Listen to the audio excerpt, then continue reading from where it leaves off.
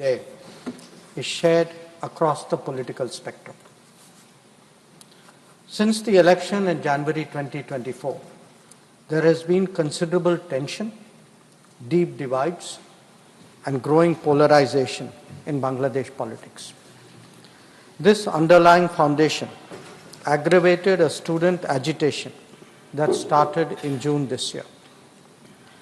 There was growing violence, including attacks on public buildings and infrastructure, as well as traffic and rail obstruction. The violence continued through the month of July. Throughout this period, we repeatedly counseled restraint and urged that the situation be diffused through dialogue. Similar urgings were made to various political forces with whom we were in touch.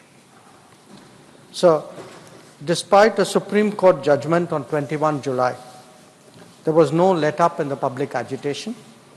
Various decisions and actions taken thereafter only exacerbated the situation. The agitation at this stage coalesced around a one-point agenda, that is that the Prime Minister, Sheikh Hasina, should step down. On 4th August, events took a very serious turn. Attacks on the police, including police stations and government installations, intensified even as overall levels of violence greatly escalated. Properties of individuals associated with the regime were torched across the country.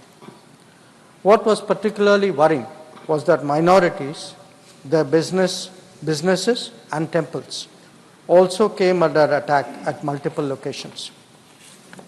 The full extent of this is still not clear.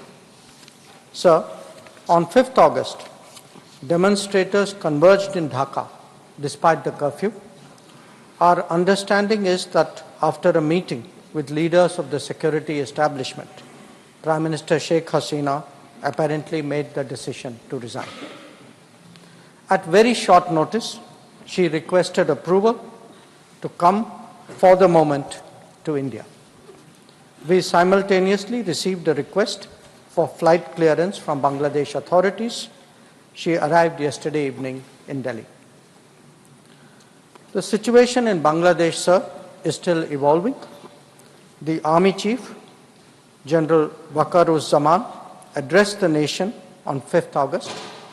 He spoke about assuming responsibility and constituting an interim government.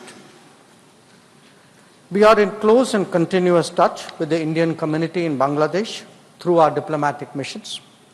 There are an estimated 19,000 Indian nationals there, of which about 9,000 are students.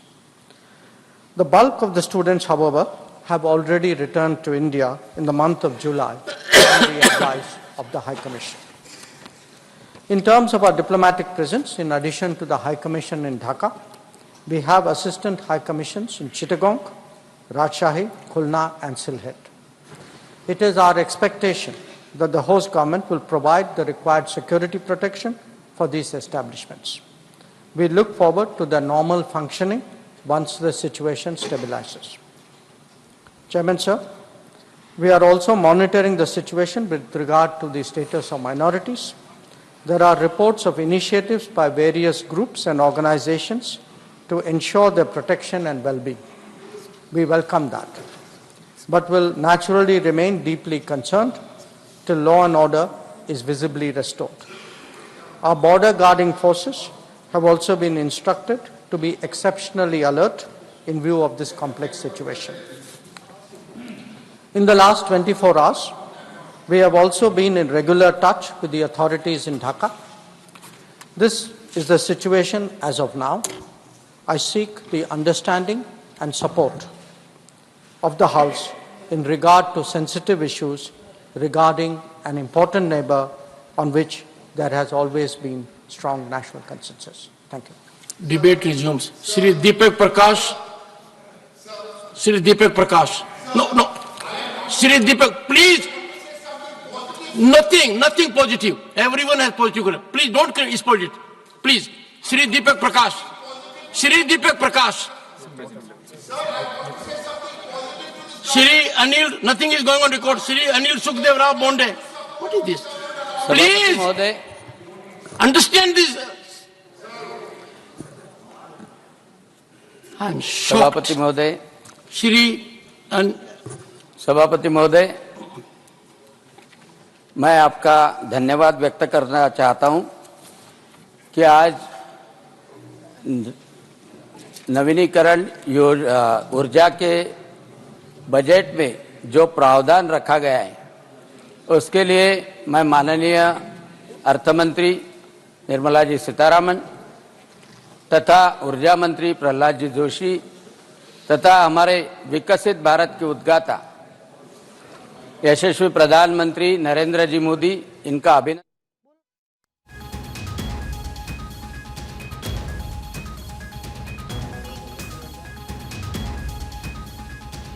तो देखिए, फिलहाल इस वक्त की बड़ी खबर राज्यसभा में विदेश मंत्री एस जयशंकर ने तमाम बातें कही। उन्होंने खास तौर पर जब बांग्लादेश का जिक्र किया तो उन्होंने एक इंपॉर्टेंट नेबर कह के बांग्लादेश को बुलाया और कहा कि हम लगातार मॉनिटर कर रहे हैं और कल जो भी कुछ हुआ उसका जिक्र उनके द्वारा किया गया और माइनॉरिटी के ऊपर और स्टूडेंट्स के ऊपर बांग्लादेश में जो मौजूद है, खासा नजरें लगातार भारत की बनी हुई हैं।